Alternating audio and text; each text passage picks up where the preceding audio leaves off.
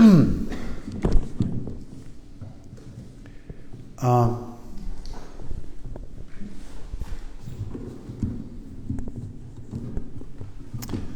Gita consists of about 700 verses, give or take. Sometimes in certain manuscripts there's 701 or 702 or 699. It's just somewhere right about 700 verses, usually broken up into 18 chapters.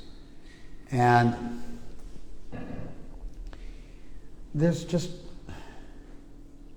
I don't know, 2 or 3 little mini sections within the whole book, maybe totaling about a dozen verses, maybe 15 verses total. So out of 700 verses, maybe a dozen, maybe 15 verses. So what is that? That's like 2% of the text. Roughly 2% of the text. Krishna, in that 2% of the text, he entertains other points of view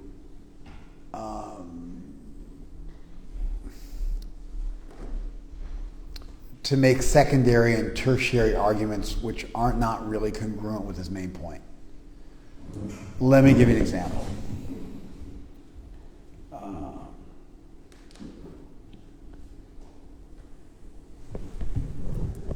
We have a donation box there.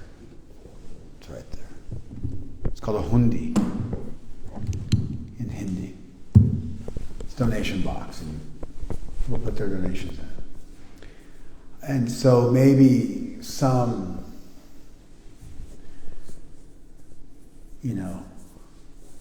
rough-looking person pokes their head in the temple, and they're dressed in an unkempt way, and they look like a criminal. They've just got that je ne sais quoi, that certain something you can't quite say, but it's just you feel it. You get the feeling that they're a thief. Looking at the donation box, they're thinking, can I get to the box before you can get to me? And then somebody see that look on somebody's face when they think they might be able to get there before you can get there.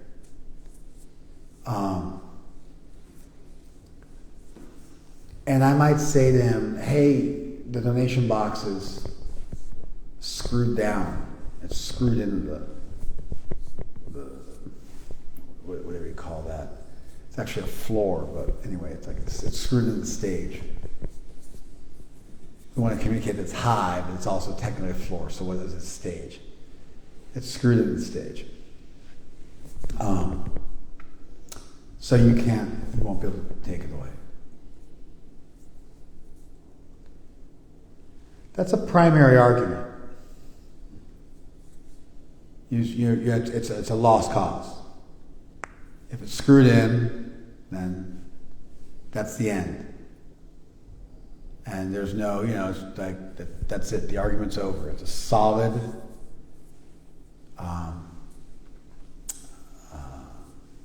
argument. It's a solid position. It's a solid piece of evidence. I can shake it for them. They're out of luck. And it's got a lock on it, which they can see visibly. It's got a lock. So it's kind of a two-part argument, right? You can't take it with you, and you can't open it up. So that quick, smash and grab isn't going to work because you can't just grab it and run away.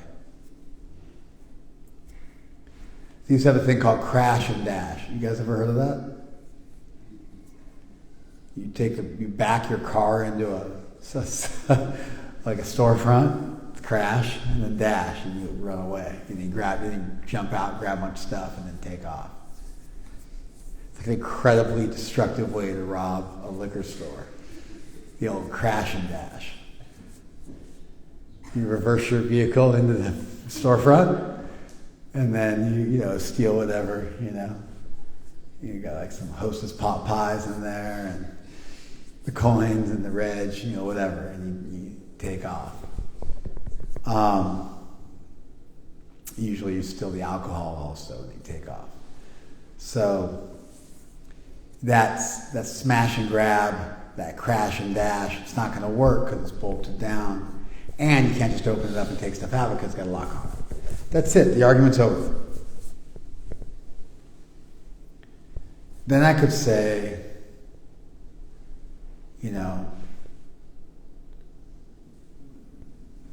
if you did manage to grab it, then, I got guys who are going to guard the door. Now, if you did manage to grab it, I got people who are faster than you. If you did manage to grab it, I'm armed. If you did manage to grab it, I know where you live. If you did manage to grab it, I got you on video. So I'm making additional arguments to just contend with every possible scenario or every idea you might have. But actually, all those secondary and tertiary arguments are unnecessary because my primary argument is sufficient. It's enough. Did you follow this? This is oftentimes done in a legal setting where you'll overwhelm someone with a preponderance of evidence, but also with a number of different angles, all of which go your way. And you'll show how from every angle of vision, the person's position is untenable. And you'll argue multiple ways of looking at something. Inevitably, when you argue multiple ways of looking at something, what were you guys listening on your way down? All right, it's okay. Inevitably, what your interlocutor, your debate partner, the person you're facing off against, what they'll do is, if you give somebody a dozen arguments, what do? If you give somebody a dozen arguments, primary, secondary, tertiary arguments, you give them a dozen arguments, what does your normal scoundrel, low class, no good, dastardly, half-hearted, unqualified interlocutor do? Yeah. Pick the weakest one. Picks the weakest one and then hyper-focuses on it. You follow? But it's like, I only gave you the weak argument just to just for the sake of completeness. I gave you 10 arguments. 9 of them are sound. 3 of them are primary. 3 of them are secondary. 3 of them are tertiary. And then you pick this one auxiliary argument, that's just so far down the totem pole, and you pick that one to engage with. Almost by doing that, you show that I won and you lost, and you have a leg to stand on, and you're just doing kibbles and bits, you're just scraping the barrel. And you can't even engage with my primary arguments.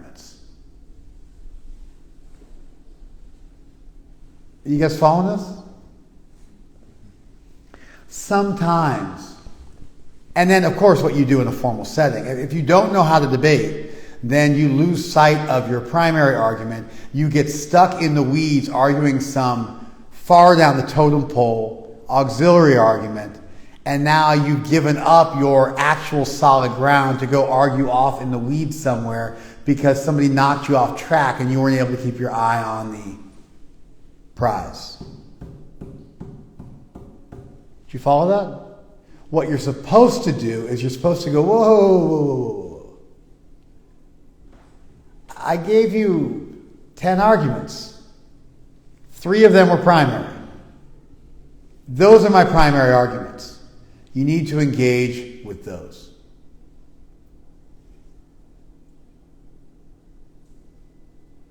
If you can contend with those, we'll argue the others. You follow? Sometimes what you might do is you might defeat them on the auxiliary argument, and then after you defeat them, go, you lost that one, but actually that wasn't even my main argument. My main argument's over here. But you can't even handle my half-baked, sideline, commercial break arguments while I'm going to the bathroom. The arguments I'm making then, while I'm washing my hands or something. Well, how are you ever going to contend with my main points? Sometimes you'll do that just to mock them. Like a wrestler gets in the ring with a boxer and then outboxes him and then laughs at him and then out-wrestles him. And it just shows you there's nowhere you can beat me. There's nowhere. I'll give you my arm. What are you going to do with it? Okay, I'll take your back. I gave you my arm, now I take your back. You follow? I'll let you out. It's like a catch and release. I'll let you out. I'll suck you back in again. I remember one time Rukta was fighting this kid for a national championship or West Coast championship. I can't remember what it was. But the kid was kind of jacked. He was pretty jacked. He was like black kid, just really buffed out. And he was with a whole crew. He had a whole crew. I think his dad was in the mix, his coach. And his dad was roided out to the gills. They came in, they thought they were going to win. And Rukta just chopped the guy's leg, beautiful double leg, picked him up in the air, flayed his legs, put him down, and then did a rolling Kimura, which is like this really kind of gymnastic type technique where he kind of dove over the guy's guard and then took his back. And then, within 20 seconds of the start of the fight, he was on this kid's back, hunting for a rear naked choke to finish the fight. And I then started saying, I said, hey, take your time. Don't finish the fight. Have some fun. Play around with them. And, I'm not jacked, compared to this guy. And that's the other thing I was doing. You have to stay in your chair, as a coach.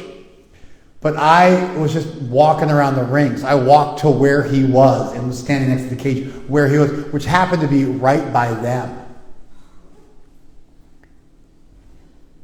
And they were trying to coach me. I go, those coaches don't know what they're talking about. They got nothing. That kid's got nothing for you. Have your way with him. He's got nothing. And they were just losing their marbles. I think they wanted to fight me. His whole team wanted to fight me. And I was just mocking their fighter, mocking their coaches savagely. I mean, it's probably, given that they were under 18, it was a teenage thing, it's probably not actually required, but I was just...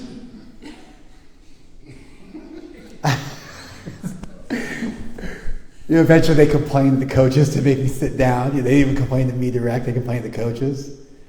The refs, they complained to the refs to make me sit down. Hey, the coach can't get up and do this. And so they're complaining. But I wanted to just sort of sow the seeds of doubt into them, that their entire existence was useless and they had no chance against my son. And it kind of break the spirit of their whole tribe because they came in there with a big group. And anyway, Rukta beat the guy for 4 straight rounds, soundly, from bell to whistle, and then finished him in the 5th round. And I go, okay, finish him, and he finished in 10 seconds with an armbar. So sometimes you'll go over to your opponent's corner, and you'll want to demonstrate your prowess, that they just to break their will, they got nothing on you. So sometimes you might go and entertain a secondary or tertiary argument and argue it just to show that you win from every angle of vision. Then you usually go back to your strongest point. You never lose sight of your strongest point internally, and you never lose sight of it in the debate. And if you do go out on a limb, you never forget where the trunk of the tree is, so you know how to get back. You guys following us? It's kind of debate 101, conversational terrorism 101. This is the basics of being able to stay on track, know your points, and know how to defeat someone, and where to focus. Usually the wrestler tries to put a fight on the ground, the striker tries to keep the fight standing, and each one of them has a market advantage in their arena, but sometimes you'll just go into the belly of the beast. You'll go over to their side to show them that they got nothing on you from any angle of vision. Out of the entire Gita of 700 verses, about 12 or 15, roughly 2% of text, has Krishna entertaining arguments that are totally not his position. Like, for example, he says, you are the soul, you're not the body. You have a body, you are a soul. You're a unit of consciousness, you're eternal. When the body dies, you do not die. He'll elaborately argue for that point. And then on the tail end of that, he goes, and if you do think you're the body, and you do think there's no soul, then what are you lamenting about? You're going to die anyway, so why not do your duty? And go out in a blaze of glory. It's all going to be over in a few minutes anyway. What's the big deal? So he makes an argument like that.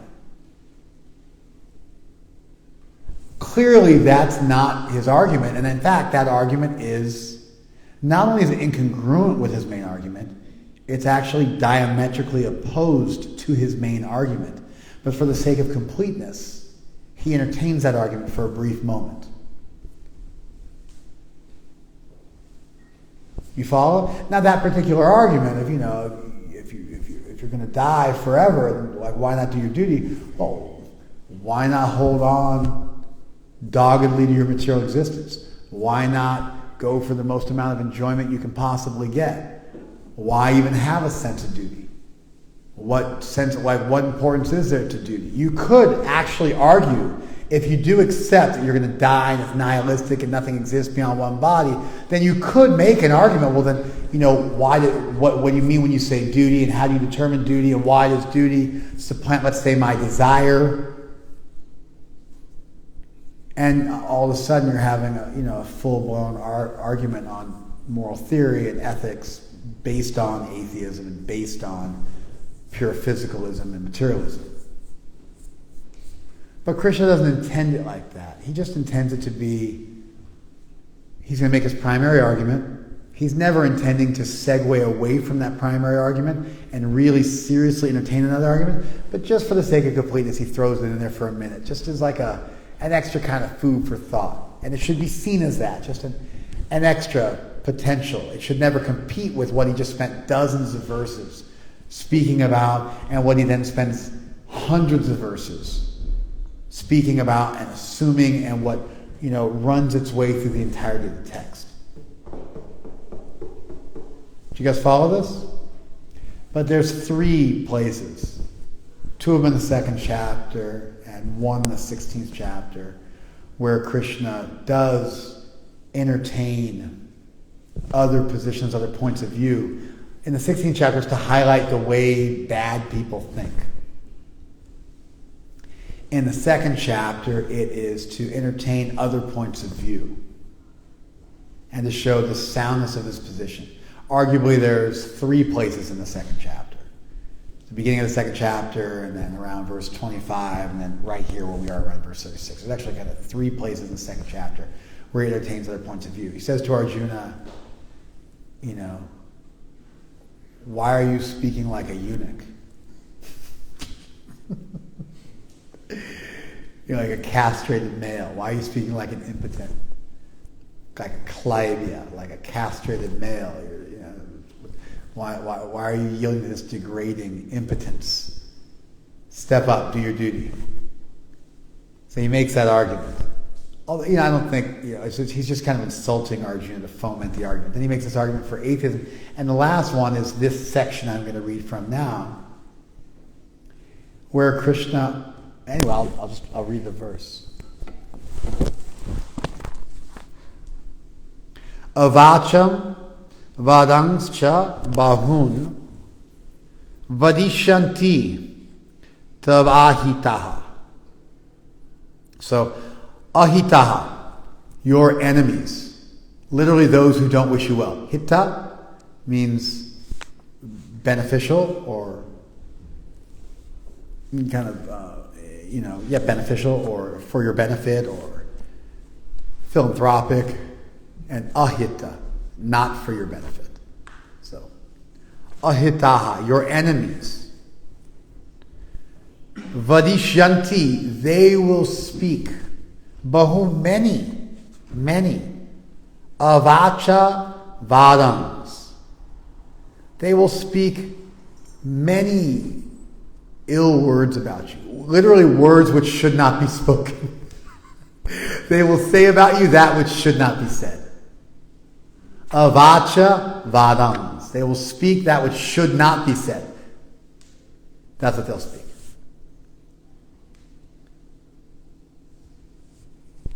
Nindatas. They'll decry you. They'll criticize you. Tava samartyam tato dukkha tadam nakim. And they will deride you and deride your capacity, your ability. They'll deride your ability. So your enemies will speak many words about you which should not be spoken and deride your abilities if you leave the battlefield. That's what he's speaking about. Tato dukkha tadam nakim. Nukim, excuse me. Yeah, it didn't make sense. Tato dukkam vadam nukim. Of course, what could be more painful than this for you? What could be more sorrowful than this for you? What could be more disturbing to you than this? Dukkha tadam. More disturbing. Right? Dukkha tadam. Kim. What's more disturbing, tata, than this? In other words, nothing's more disturbing. It's a rhetorical question. It's a rhetorical question. Avacha vadang chabahun vadishyanti tavahitaha nindantas tava samartyam tato dukkha tadam nukim. Your enemies will describe you in many unkind words and scorn your ability. What could be more painful than you? What could be more painful for you? Now, just right off the bat, what's wrong with this verse? Madhav?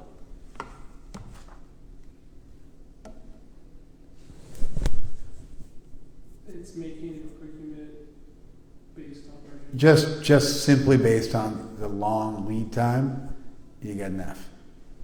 What's wrong with this argument? Prima facie. Madhav?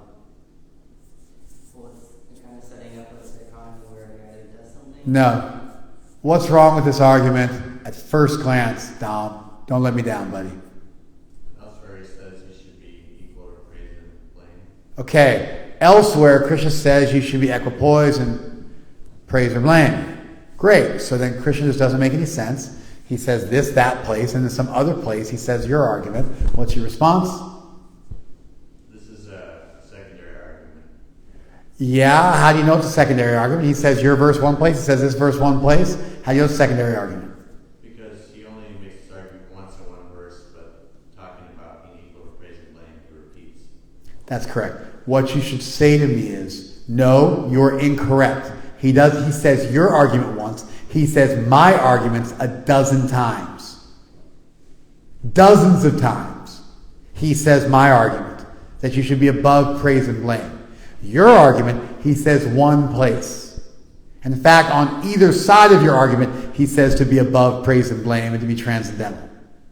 Therefore, clearly your argument cannot be weighted equally to mine.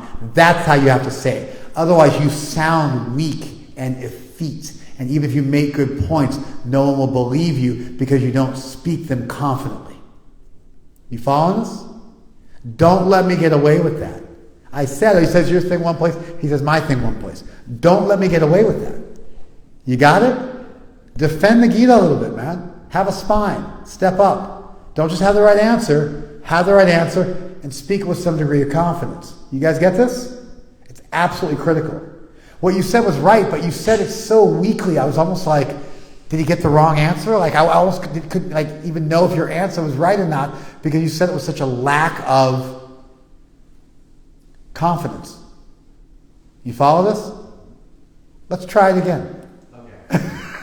All right? All right. No holds barred. All right? You want to leave me like completely defeated. That's the goal here. All right? Here we go. Yeah, you say your nonsense that he wants you to be beyond praise and blame. But so he says that one place, he says this one place. Who can say which one is more important? No, that's ridiculous. Have you even read the Bhagavad Gita? You see it in the 2nd chapter, in the 5th chapter, all over the Bhagavad Gita. I think also in the 12th chapter, he repeats over and over, you should be equal, praise and blame. It shouldn't affect you so much. In this one little verse, you're focusing on, like it's so important, you're making an argument based on that. But it's nonsense, and you don't know what you're talking about. You see that? See how much differently that hit? You know the book. Demonstrated. Excellent. That's good. Fantastic. And you incorporated kind of the entire intro I gave into this, which is important. So, this is not an important verse in the Gita. It's a side issue. It's not even a secondary argument. It's just auxiliary. I don't even know how to say it, like quintiary. Like a 5th string. I think it's called quintiary. I'm not sure. But anyway, you get what I'm saying. It's like, it's just way, way down the line. And it represents this tiny little thing that Krishna sometimes does, which is a rhetorical device. It's a tactic used when persuading people. It's an oratory strategy that sometimes you overwhelm somebody by a plethora of arguments. And if you structure them right, your primary arguments are clear, your primary arguments, your secondary and tertiary arguments are clear as well. And it just makes for a very powerful presentation that from every angle of vision you're covered. And it's the way excellent cases are presented. And Krishna, being a brilliant orator, being a brilliant rhetorician, being a brilliant speaker, being a brilliant philosopher, and the Gita having almost a treatise-like, feel to it, you get these types of very, very tight, complete arguments that look at things, in one primary way or two primaries, but then also will entertain 3, 4, 5, and 6, just for the sake of completeness as a kind of a flourish. It's like an intermission argument. Like you beat the guy during the first round, then you mock him in between rounds, then you beat him in the second round, then in between the second and third round, you mock him again. So it's like there was a fighter named Roy Jones Jr. You guys know Roy Jones Jr.? Amazing boxer. Just amazing boxer. Sometimes box guys are outweighed by 40 pounds and beat them, which is just unheard of in boxing. What he would do sometimes in the middle of, in between rounds, in between rounds, you get water put on, you get cooled off, they put ice on your face so the swelling goes down a little bit, they Vaseline your cuts so they don't open up too bad, they get the blood out of your eyes, they fan you a little bit, they give you a second to catch your breath, they put ice on you to help you cool down and cool your heart rate down, and they give you pertinent instructions that, on what your opponent's doing so that you have the benefit of real surgical guidance in what you're going to do in the next round. Roy Jones Jr. sometimes wouldn't even go back to his corner. He'd start doing push-ups in the middle of the ring in between rounds. Like he beat you up, and then the round would go, and the guy would sit down, and then Roy Jones Jr. would be doing push-ups. just to demonstrate, like you're a warm-up for me. You know what I mean? Like I'm going to beat you, and then I'm going to go fight my real fight. You're like my warm-up. And you could imagine how just, right? You could just imagine how depressing that would be if you were across the ring from him. He's in his 50s. He just fought Mike Tyson in an exhibition bout. And Mike Tyson hit him with a body shot from hell. Like a solid body shot that looked like it should have broken his spine. And after the fight, it was an exhibition fight, so they called it a draw. And he tied Tyson up most of the time. But one time Tyson got loose and hit him with this just savage hook to the body or straight to the body. I can't remember what it was. I think it was maybe like a shovel hook to the body. And after the fight, they were talking about it. And Tyson goes, He goes, you're tough, man. Because I hit you with that shot, that one shot to the body. He goes, you didn't flinch. You just took it and kept coming and stayed in the fight. And Tyson gave him props. He's in his 50s. He's still out there moving. Like, he's good. But in his prime, it was ridiculous. He's doing backflips and handstands, and just being ridiculous in the ring. And it had this incredibly debilitating effect on his opponent. So I view these verses like that in the intermission between the first section, which is on Sankhya, and the second section, which is on yoga, in the beginning of the Gita, in the middle of the second chapter, Krishna just segues and just says a couple of fun things and makes an argument. What I want to do with the rest of our discussion, and it took me a little while to introduce it, but I wanted to really help you guys get a sense of where we were in the text. What I wanted to do is I wanted to not look at this as a secondary argument. I wanted to look at it as a primary argument. Not because it is a primary argument, but because I think that this argument also is worthy of consideration within a certain context. So instead of treating this as the secondary, tertiary argument it is, I want to treat it as a primary argument that you can derive a lot of value from. Do you follow this? So let's look at it again.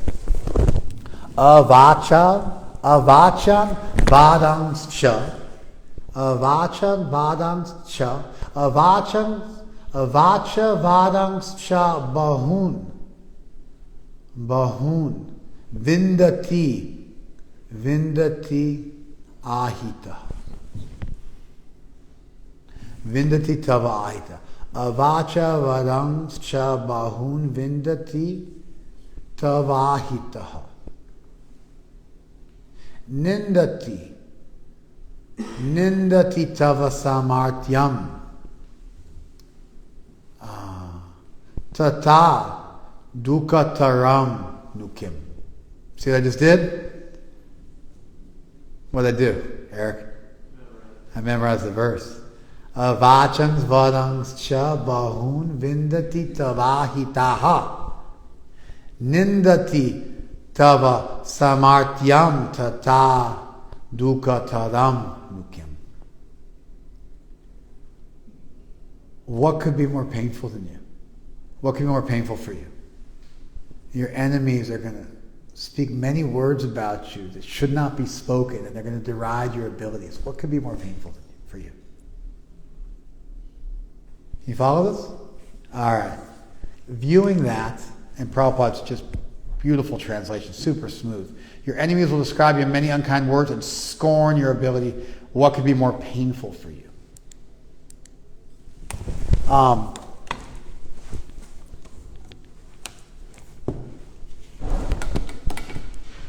Here's what I want to say. Life is really short. I can remember being 5 when my dad was 35 and my grandparents were 60, 62, something like that. No, my grandparents were in their late 50s at that point. Late 50s. And I remember thinking like how old my grandparents were, how old my parents were. I remember being 5 thinking about this. How I'm going to grow up and then my parents will be the age of my grandparents. My grandparents will become the age of my great-grandparents, so I knew my great-grandparents. And eventually I'll be, and then they're going to start dying. I remember having an existential dilemma about that. I remember being 7 and getting Led Zeppelin 4. It's 1979. Got Led Zeppelin 4 for my 7th birthday. And I got a Ouija board. I remember this. Being 7, getting a Ouija board, going to the beach, boogie board at the beach, having a party, getting a Ouija board, and Led Zeppelin 4, listening to it with my friends. I remember this stuff. I was 7. I remember being 4 years old, listening to Dark Side of the Moon with my dad, breaking my head on a marble table we had in the living room and having to go to the hospital to get stitches. I remember listening to Jean-Michel Jarre and his Oxygen album, super like early French techno, like the beginning of electronic music, when I was like 3, 4, 5 years old. I remember I remember my first time I took a record and recorded it onto a tape, because that was a thing people used to do.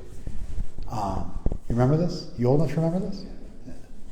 You're not that old, but anyway. I remember that. Yeah. So I was like Sgt. Pepper's. It was the first record I ever recorded onto a tape to listen to. I remember where I was sitting when I was recording it. I remember how excited I was when I had the tape, and you would buy blank tapes, and then you like write what you did. And you wouldn't buy tapes, you buy blank tapes, high quality blank tapes, and then you record records to the tape, because it'd be a way higher quality recording than a little crappy cassette you would buy. You'd always buy an album. It was the same price as a cassette, but then you would record it onto a cheap, $2 but very, very high quality cassette tape, and then you'd have a really nice cassette and the vinyl, and as opposed to just a really lousy recording that was on a cassette tape. I remember all this stuff as a kid. Now I'm 50. It's like I blinked 2 times, and now I'm 50. There's very likely Rukta and Shekar will probably have kids in the next 5 years, and probably Shabu. Like, at least we go 7 years. Probably like 3 of my 4 kids will have had children. I'll be a grandparent 3 times over in the next 5 to 7 years.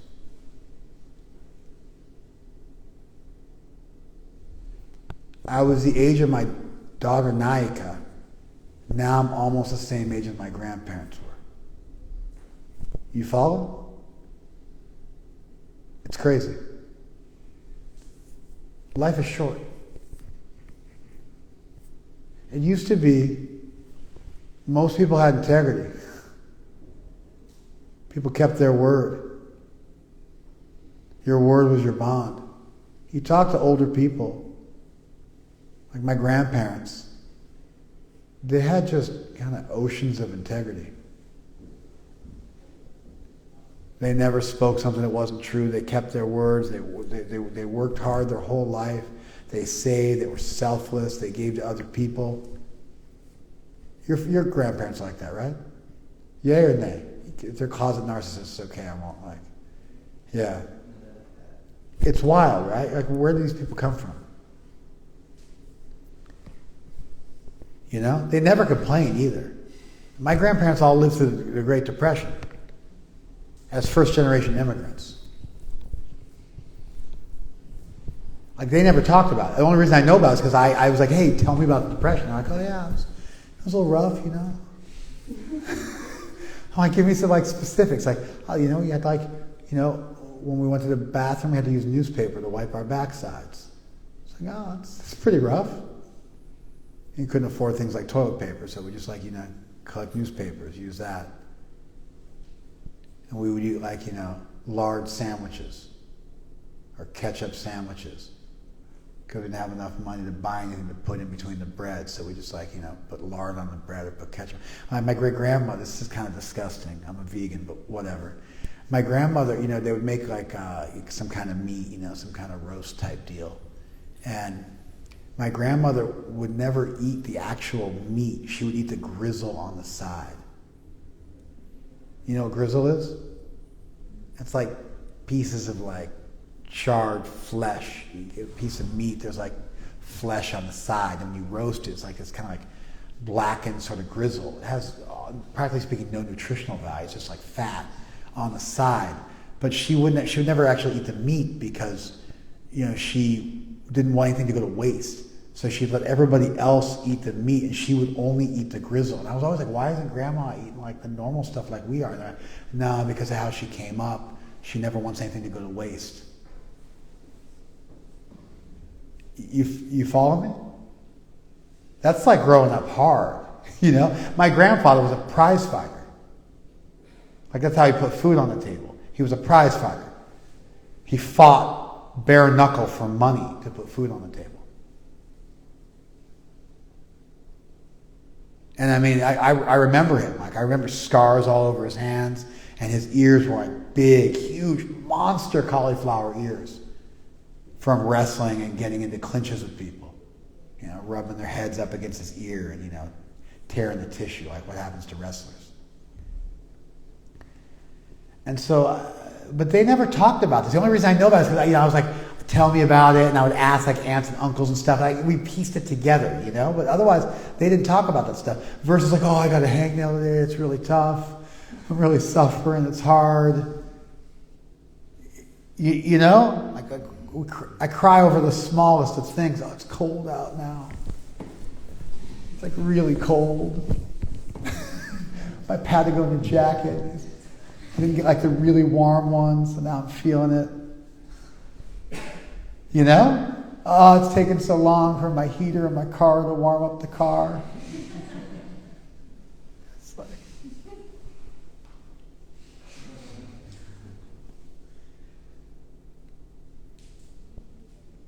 it used to be, I mean, people like, you go back a few generations, maybe not every family, but at least my family, probably a lot of yours, it was hard. You go back a few generations in your family, it was even harder than what I just described, because Jim Crow was in effect. Anybody who's black, you go back a few generations, and there's like what I just described was nothing. You might get lynched, you might get beat. Police are never going to arrest the people who rape or abuse you, but they're going to arrest you in a heartbeat. Like, you know, due process was a joke. They'll beat a confession out of you.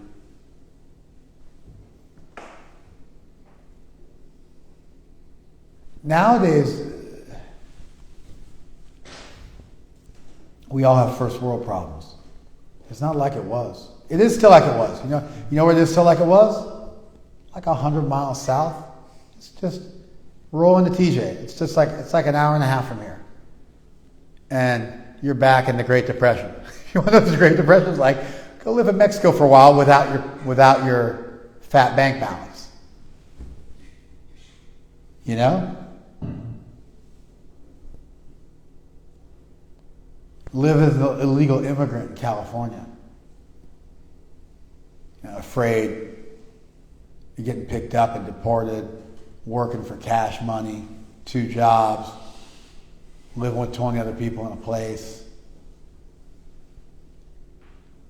The stuff's still around. Most of us aren't feeling it.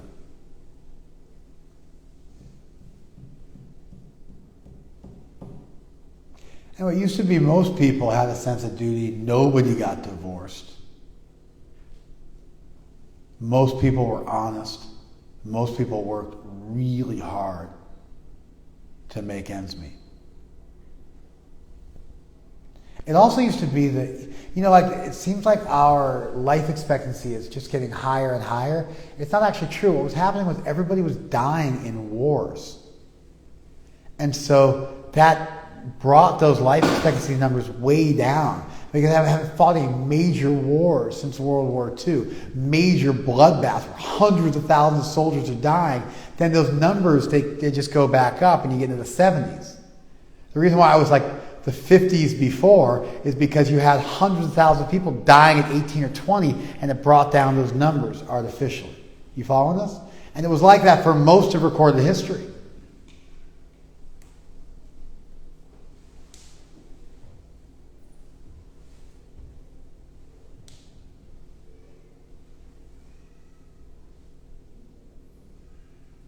My family's from Serbia. Half my clan got wiped out in World War I.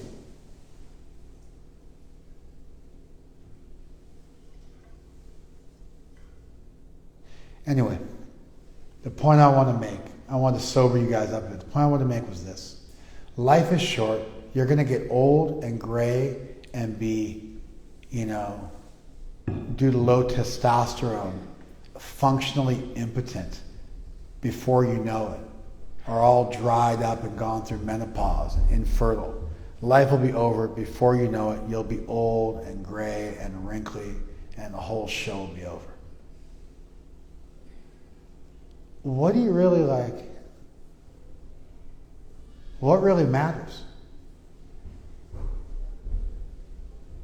Having a bunch of money to line your coffin? What really matters? Having a family? Raising them well? Having a good reputation? Having integrity?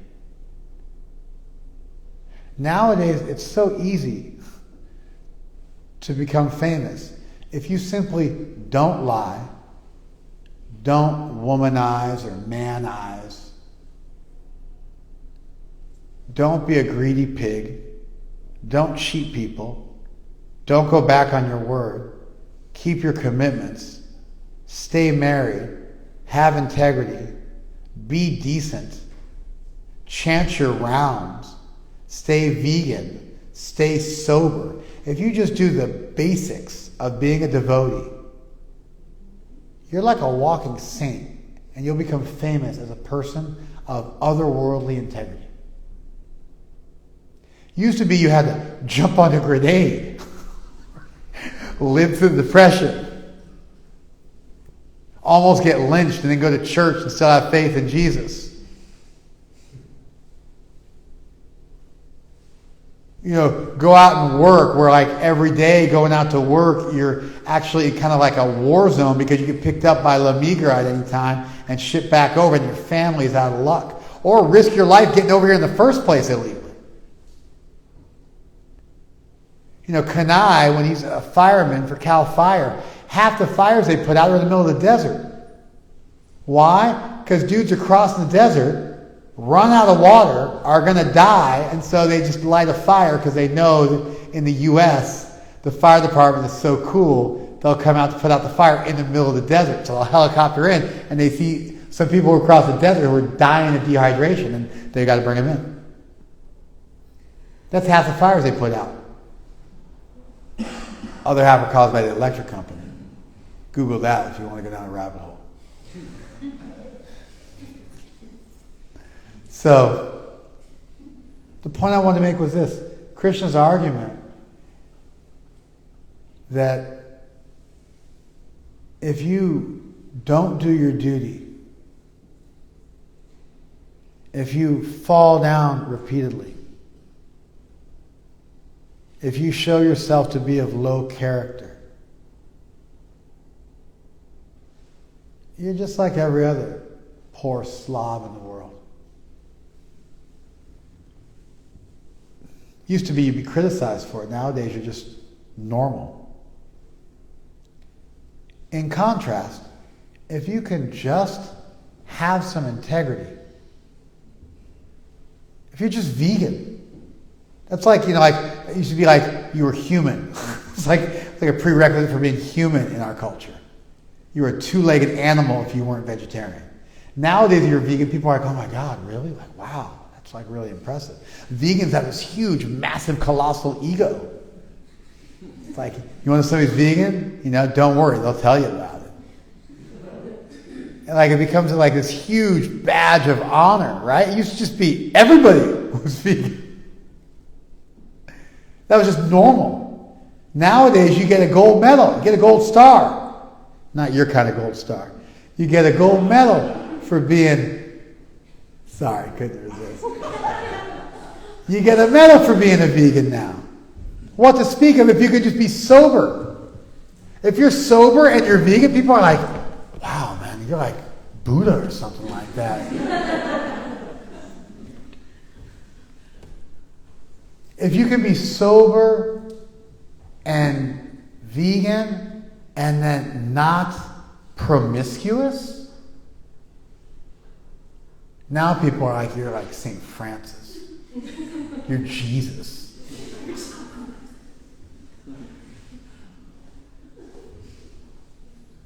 You follow?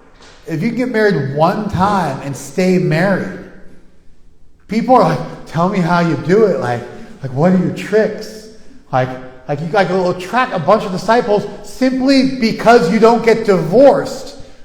Simply because you kept your word. You gave your word, I'm going to stay married to you for the rest of my life. If you just keep your word, people are like, who are you? Like, whoa. Like, oh.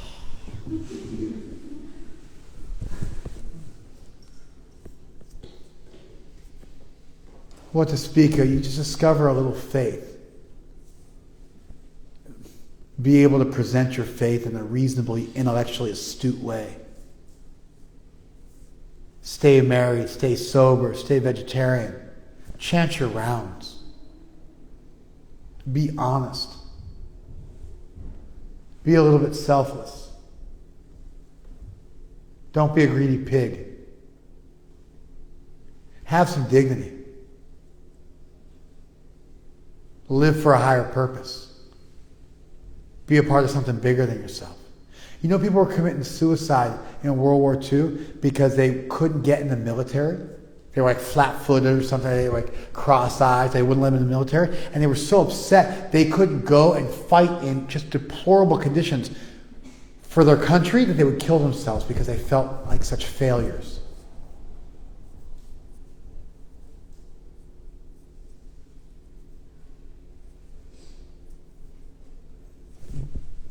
Be a little philanthropic.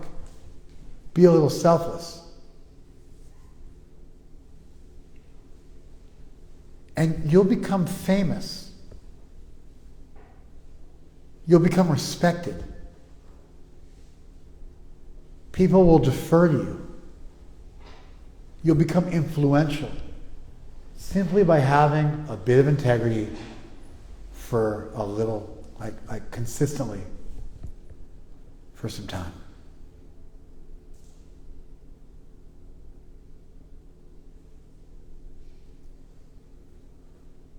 That's my argument for looking at this verse as a primary verse instead of a secondary verse.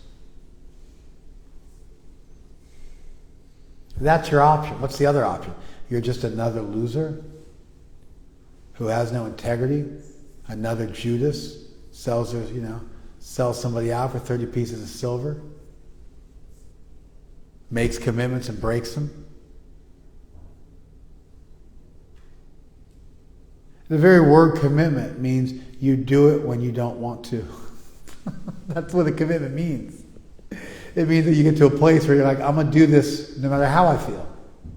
I'm going to play hurt. I'm a pro. I'm going to play hurt. I'm committed. When I don't want to do this, I'm still going to do it. That's why it's not just how you feel today. It's a commitment because it means even when the going gets tough, the tough gets going, you're going to step up, you're going to stand up, you're going to hold the line. You're going to do the right thing, even when everybody else around you isn't.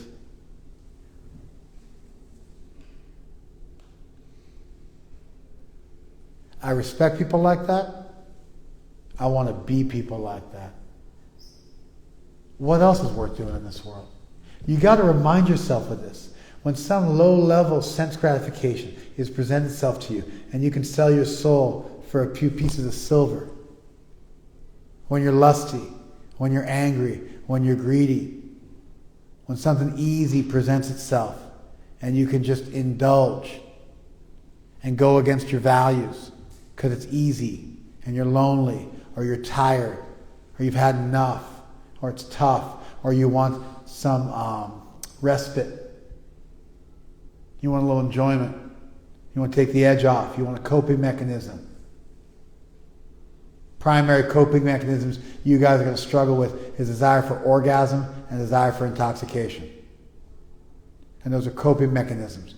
Take the edge off. Give you a little relief. When those opportunities are presenting themselves, or if you're beyond those things, if you've already slayed those dragons, then it gets into being dishonest, duplicit,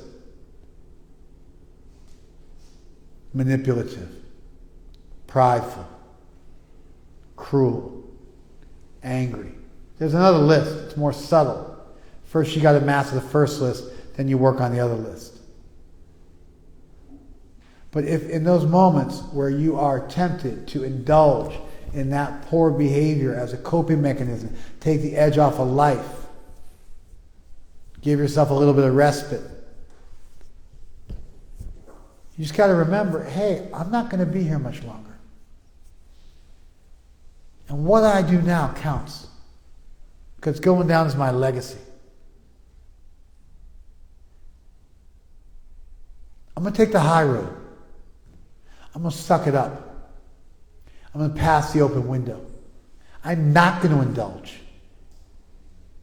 The sun and the moon are watching me. My elders are watching me. I'm representing my people who struggle to give me the rights that I enjoy.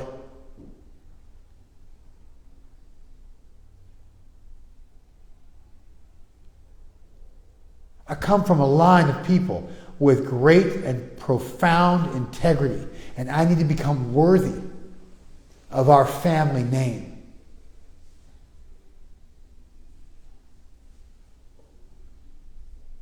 And so I'm going to do the right thing.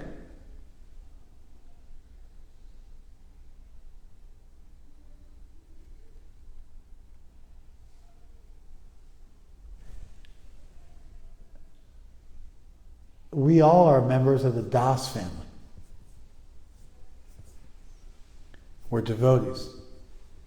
You may also come from an illustrious family. I'm from a, Serbian, maniacal, meat-eating family. It's not like I come from some kind of really great bloodline. But I see my forebears, my predecessors, even materially speaking, were possessed of great integrity in some way.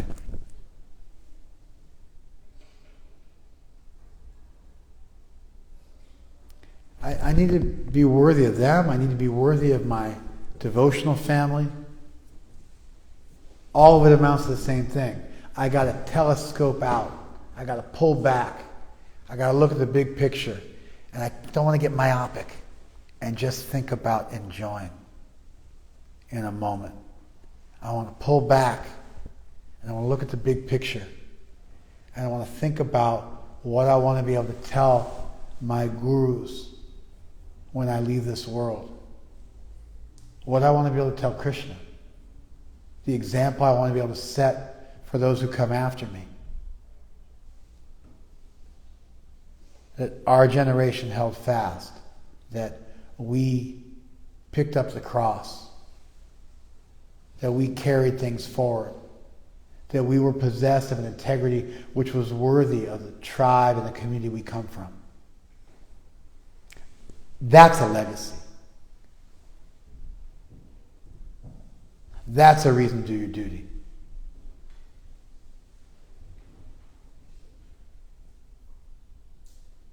It's not wrong to think about what other people think of you. It's got to care about what the right people think about you. You got to want to be famous for the right reasons.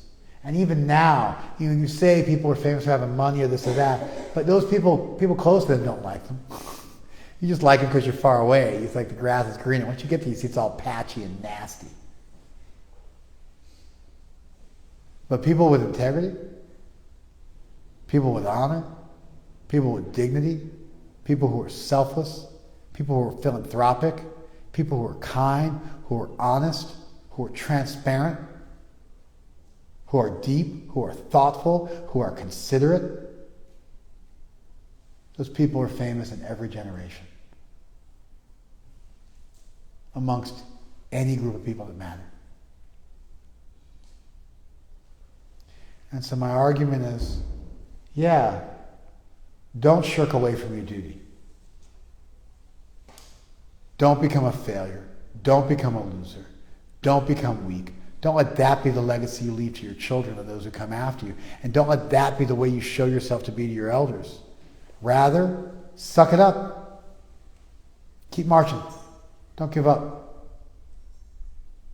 I remember when I was rock climbing. When we get to the top, the person will always be like, hey, don't do a beached whale. You made it this far. Like sometimes you get to the top, you're like, and you like lay on the top and kind of roll over. Like, don't do that. Mm-hmm. Like when I jumped out of an airplane, they're like, hey, we're going to take a photo of you when you jump out of the airplane. Look cool. Look baller. Don't look like a freak. Because you're going to have that picture forever. You follow? You want to look cool when you jump out of the airplane. You want to look cool when you know what I mean? Like, don't just fall over the finish line when you run a race. And you're like laying there and you crap your pants. By the way, people do that all the time. People crap their pants when they run marathons all the time. It's happening all the time. They piss themselves. They crap their pants all the time running marathons. They lose toes. I saw a bumper sticker that said, toenails are for pussies. It was a marathon runner because that little itch on your foot, and pretty soon your toenail's missing. huge bleeding rashes because your arm's going like this side by side for 26 straight miles. People do it. Hey, thank you, IGTV. People do that stuff. It's like, that's just for running a race.